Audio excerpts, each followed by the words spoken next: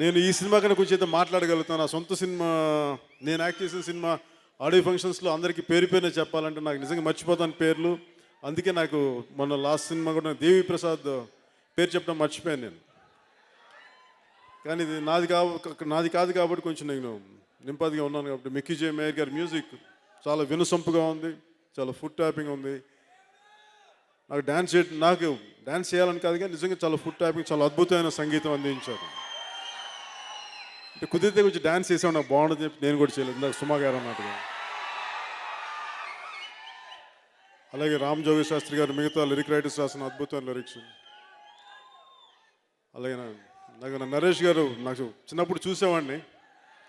అంటే ఆయన మా ఎదురింట్లో ఉండేవాళ్ళు నరేష్ గారు, చెన్నైలో ఉండేటప్పుడు నాకు అలా తెలుసు నరేష్ గారు. అలాగే మేడం నదియా గారికి, సమంత గారికి, ప్రతి ఒక్కరికి నటించిన ప్రతి ఒక్కరికి పేరు పేరున నా బెస్ట్ విషెస్ తెలుపుకుంటూ, ఆఖరిగా నేను ముఖ్యంగా మన నిర్మాత చిన్నబాబు గారికి,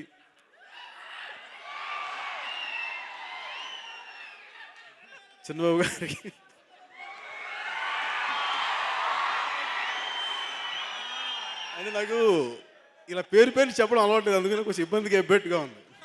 అందుకని ఇంకేలా చిన్నబాబు గారికి, ఎందుకంటే నాకు ఆయన నాతో లేదు మీ పేరు గుర్తుంది నాకు. చిన్నబాబు గారు కూడా నాతో సినిమా చేశారు, చాలా మంచి నిర్మాత, చాలా అండగా ఉండే నిర్మాత. నాకు ఆయన అంటే ఇష్టం, చిన్నబాబు గారు అంటే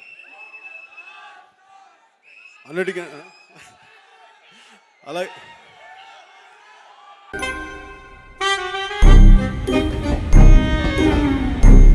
నేను నందుని రైల్వే స్టేషన్లో కలుసుకోవడం బిగినింగ్.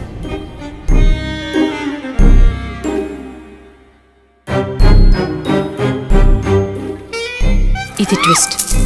రావణాసురుడు మమ్మీ డాడీ కూడా శూర్పణఖని సమంతనే అనుకుంటారు కదే. నువ్వు కత్తి నాన్న. రావణాసురుడి వాళ్ళ ఆవిడ కూడా వాళ్ళ ఆయన్ని పవన్ కళ్యాణ్ అని